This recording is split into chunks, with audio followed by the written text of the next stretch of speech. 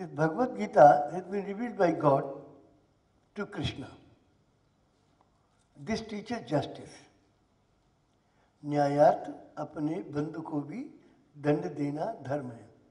For the sake of justice, even you have to punish your brother, your family members, punish them, but to run the society properly, justice in society, justice in the workplace, justice in the family, and justice is everywhere. That is the very, very important quality for running the society. It is a social teaching as well as ethical teaching, both. This book is full of thousands and thousands of teachings revealed by one God for the whole of humanity. Unfortunately, Hindus think this book has come for them. This is ignorance. Because the book has been, it is not written by Krishna. It has been revealed by God to Krishna. And Krishna gave it to Arjuna. And through the Arjuna, we came to know all these teachings, the wisdom. It is, what is this book? This is a book of wisdom. This book makes us wiser in life. It gives us guidance, how to do, how to be wiser. And if we take decisions with wisdom, we are successful. And if we take decisions which are out of ignorance, we have to suffer. So we must have the wisdom. These are all books of wisdom. This was 2,500 years ago. This wisdom was given by same God who has sent this book to Buddha. This is called Tripitaka. It teaches us we are all equal in the sight of God. Nobody is upper caste or nobody is lower caste. The caste system was created out of ignorance, that too by man, not by God. God has not created any caste, upper caste or lower caste or middle caste. God has created us all equal. We are all equal. Nobody is upper caste, nobody is lower caste. So he gave the teaching of Samyak Gyan. That means we are all equal in the sight of God. And there are thousands of teachings. They are all wisdom, but the main teaching I have told you. 2,000 years ago, another wisdom came to Jesus from same God, because God is only one. There are no different gods for Krishna or for Buddha or Jesus or Muhammad or Guru Nanak Ji or Bab or Baha'u'llah or Zoroaster or Moses or Abraham or Mahavir. There are not so many gods. God is only one. And these are all books of wisdom from same God. So this is a book of wisdom. The main teaching of this is, this earth will belong to those who are kind and compassionate. So kindness and compassion has been told as the strength of a man. If you want to become strong in life, be kind and compassionate. That makes you strong. And that makes you, the kingdom of earth belong to those who are kind and compassionate. You can be the king of this world through kindness and compassion. So this was the message. And there are thousands and thousands of teachings. But the main message is this. This is the message of God. And they are all messages of one God. What is the messages? They are the book of wisdom. All the revealed books of God are unerring. There is no mistake in it. If all the people of the world together want to find out a mistake in Bhagavad Gita or Quran or Bible or Guru Granth Sahib or Tripitaka or Kitab Ektas, they cannot. Because they are books not written by the manifestations of God. Gita is not written by someone who was born or who died. All these manifestations of God were born and they died. So they are not the books of someone who was born and who died. They are the wisdom of the one who never takes birth, who never dies, who is eternal. So these are the books from someone who neither takes birth, who never dies. He is a soul. He is a creator. He is the power. He is the one who has created moon and the sun and the sky, and we are all in the whole world, and He is in everywhere.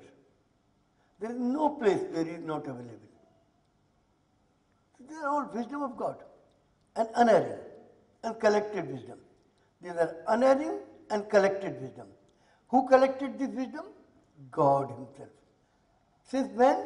Since the day one, when He created this earth. He collected this wisdom. And 5,000 years ago, He put it into Bhagavad Gita. 2,500 years ago, He again put the whole wisdom up to 2,500 years ago in Tripitaka.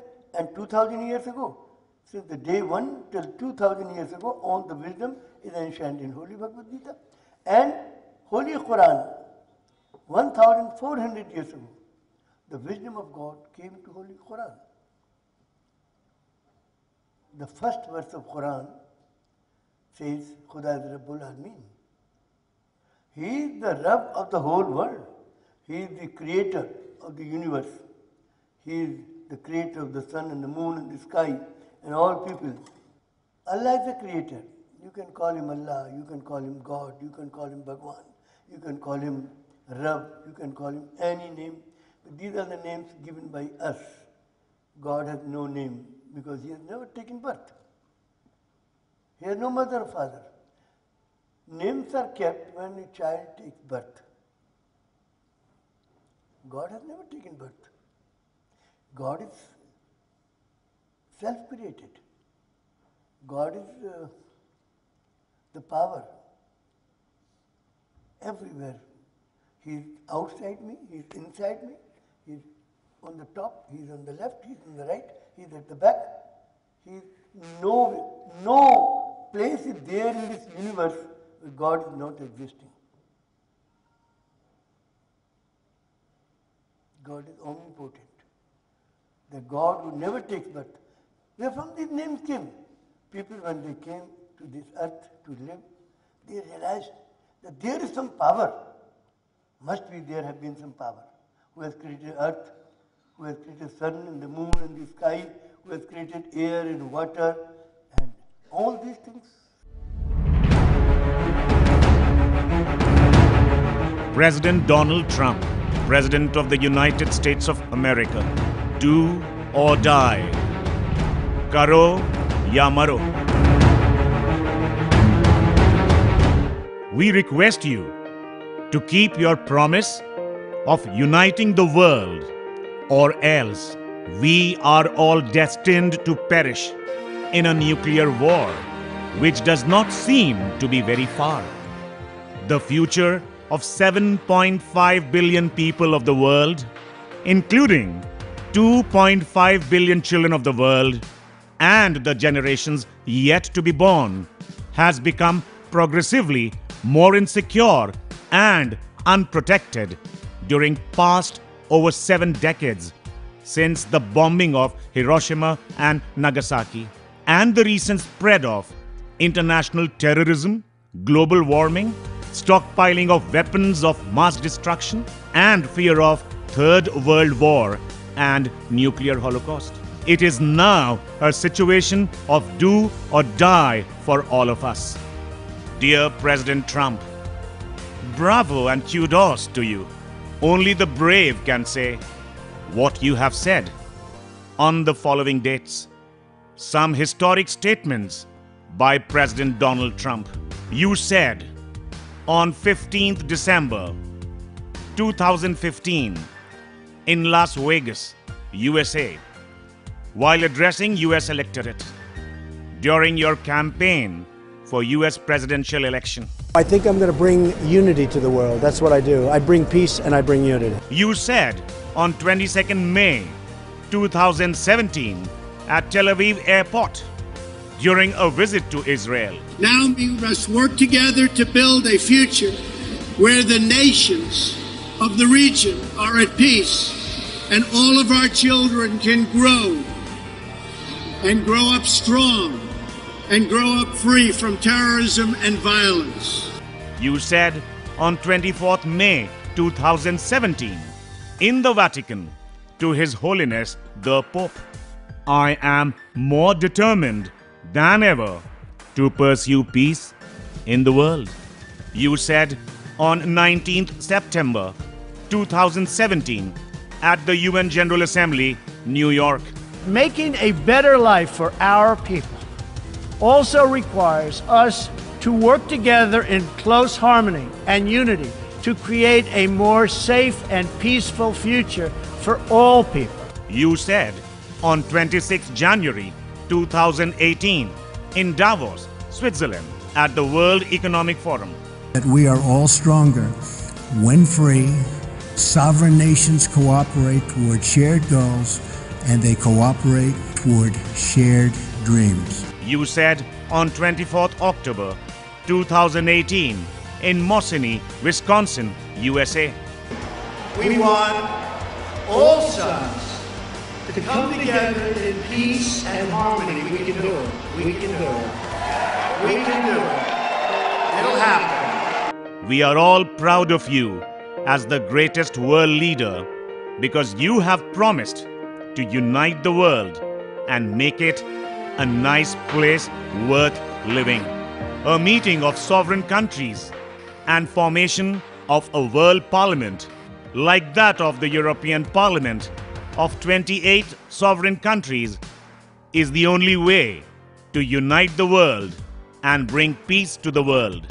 Some statements made about world unity by great world leaders. Some great world leaders have said, Mahatma Gandhi said, the future peace, security, and ordered progress of the world demand a world federation of free nations, and on no other basis can the problems of the modern world be solved. Winston Churchill, Prime Minister of Great Britain, had said, unless we establish a world government, it will not be possible for us to avert World War III. John F. Kennedy, President of USA, said, we must create worldwide law and law enforcement agency as we outlaw worldwide war and weapons. Dwight D. Eisenhower, President of USA, had said, there must be law, steadily invoked and respected by all nations. For without law, the world promises only such meager justice as the pity of the strong upon the weak. Mikhail Gorbachev, President of USSR, had said, an awareness of the need for some kind of global government is gaining ground, one in which all members of the world community would take part. Pandit Jawaharlal Nehru, the first Prime Minister of India, said, either the world will unite or it will perish. Dear President Trump, many world leaders in the past have said that world unity is required and it is the only solution to save mankind from complete annihilation. But only you have promised you will unite the world and establish peace on the earth. To US public and your voters, to His Holiness the Pope, and to the people of the world. Dear President Trump, you are the first world leader in the history of mankind who has committed to bring about world unity and world peace. You are the greatest leader of mankind who has said that I am going to bring unity to the world. There have been many world leaders before you who have only said that unity of the world is needed. But you are the only one who said that. I think I'm going to bring unity to the world. President Donald Trump created history by befriending North Korean leader. Mr. President Trump, being the leader of the most powerful country in the world, you have shown the greatest capability to leave the past behind by moving ahead for the good of the people of the world with your power of unconditional love. You have lived the words of the great US President Abraham Lincoln, who once said that the best way to destroy an enemy is to make him a friend. It takes a lot of courage and willpower to embrace a once hostile nation and announce that you share a very special bond with its leader. At the historic Singapore summit on 12 June 2018, you shook hands with Chairman of North Korea, Kim Jong-un, and turned hostility into friendship.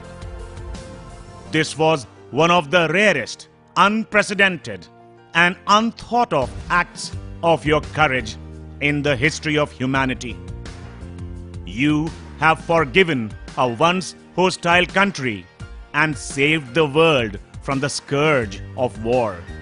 At your press meet in the White House, you had said, "Anyone can make war, but only the most courageous can make peace. And I will do whatever it takes to make the world a safer place," in response to a question from Time magazine. Mr. President Trump, you had rightfully proclaimed that the past does not have to define the future. Adversaries can become friends. The world too has responded very positively to this development and has hailed you as a strong and decisive world leader who has shattered old diplomatic norms. You have created history, as it was unthought of to get North Korea to take concrete steps towards denuclearization. It is time now to live the great legacy that you have inherited from the US presidents. Your three predecessors had used their decision-making ability vested in them as the US president and used their power to rewrite history as follows. American President Woodrow Wilson initiated the formation of the League of Nations in 1919 through the collaboration of 42 sovereign nations of the world to end World War I, to achieve the shared goal and shared dream of world unity and world peace. Although only 1/4 of the countries of the world attended this meeting of world leaders, and still the formation of League of Nations saved the world from the scourge of World War I. American President Franklin D. Roosevelt initiated the formation of the United Nations in 1945. Initially, through the collaboration of only 51 sovereign nations of the world, to end the World War II, to achieve the shared goal and shared dream of world unity and world peace. Although nearly 1/4 of the countries of the world attended this meeting of sovereign world leaders, and still the formation of United Nations saved the entire humanity from the scourge of World War II. Today, 193 countries are its member, and for the past 73 years, there has been no Third World War.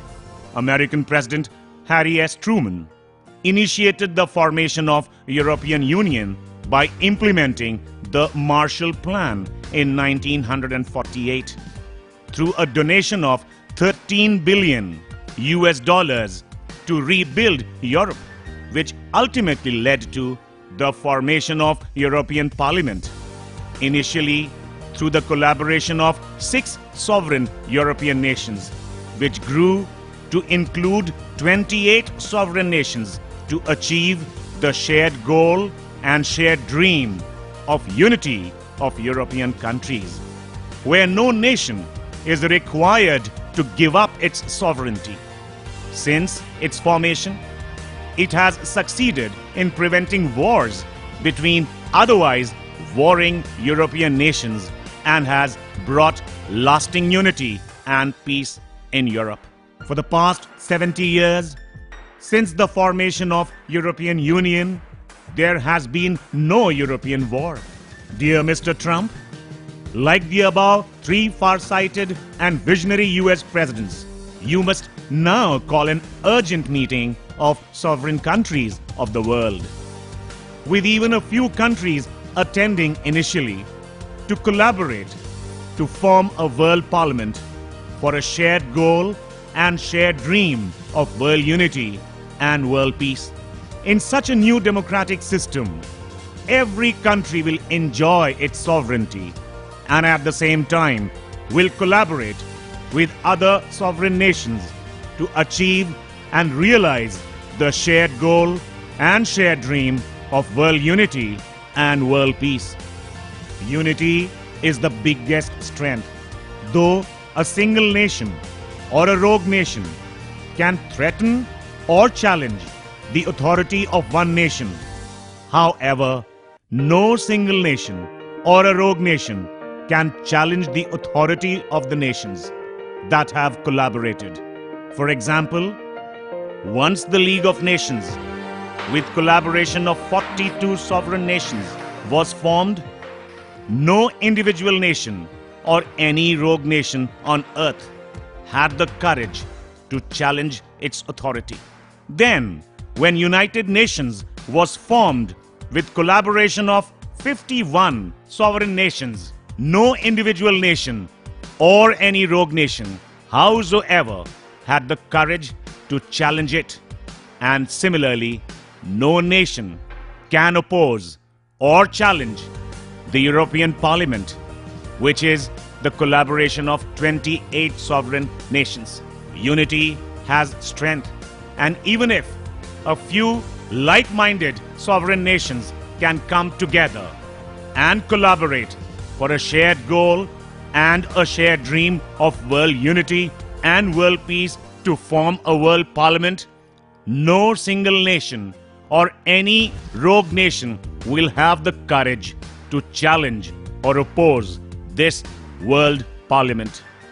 We believe that you, President Donald Trump, will take a similar initiative to form a world parliament like that of League of Nations, the United Nations, and the European Parliament to save the humanity from the threat of World War III and a nuclear holocaust. Dear Mr. President, if Third World War were to happen today, the whole of humanity will be wiped out, as it will not be a conventional war like that of World War I or World War II or European War or any territorial war, but it will be a nuclear war, and no one would be left alive in this world. Then there will be no need left to form a world parliament. Abdul Baha, interpreter of the teachings of his father Baha'u'llah, the manifestation of God for this age, who founded the Baha'i faith about 200 years back, made pronouncements on behalf of his father regarding America and her destiny, and prophesied, this American democracy will be the first nation to establish the foundation of international agreement. It will be the first nation to proclaim the unity of mankind. It will be the first to unfurl the standard of the most great peace. And again, the American people are indeed worthy of being the first to build the tabernacle of the great peace and proclaim the oneness of mankind. For America hath developed powers and capacities greater and more wonderful than other nations. The American nation is equipped and empowered to accomplish that which will adorn the pages of history, to become the envy of the world and be blessed in both the East and the West for the triumph of its people. The American continent gives signs and evidences of very great advancement. Its future is even more promising, for its influence and illumination are far-reaching. It will lead all nations spiritually and politically.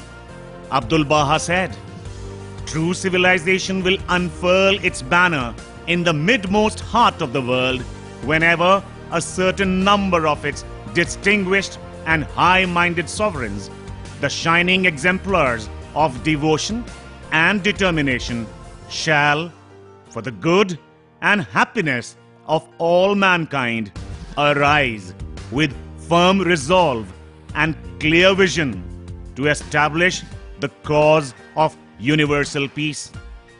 They must make the cause of peace the object of general consultation and seek by every means in their power to establish a union of the nations of the world. They must conclude a binding treaty and establish a covenant, the provisions of which shall be sound, inviolable, and definite. They must proclaim it to all the world and obtain for it the sanction of all the human race. This supreme and noble undertaking, the real source of the peace and well-being of all the world, should be regarded as sacred by all that dwell on earth. All the forces of humanity must be mobilized to ensure the stability and permanence of this most great covenant. In this all-embracing pact, the limits and frontiers of each and every nation should be clearly fixed. The principles underlying the relations of governments towards one another definitely laid down, and all international agreements and obligations ascertained. President of America, Harry Truman, had said, "Men make history and not the other way around." In periods where there is no leadership, society stands still. Progress occurs when courageous, skillful leaders seize the opportunity to change things for the better. The world today has become increasingly interdependent. Today, no nation, howsoever powerful, can survive alone. Now is the time when a world leader needs to come forward and take lead to unite all the nations of the world. We believe President Donald Trump is one such leader who can take lead to unite the world by calling a meeting of world leaders and form a world parliament. Abdul Baha had also said, "Do not busy yourself only in your own concerns or the concerns of your own countries alone.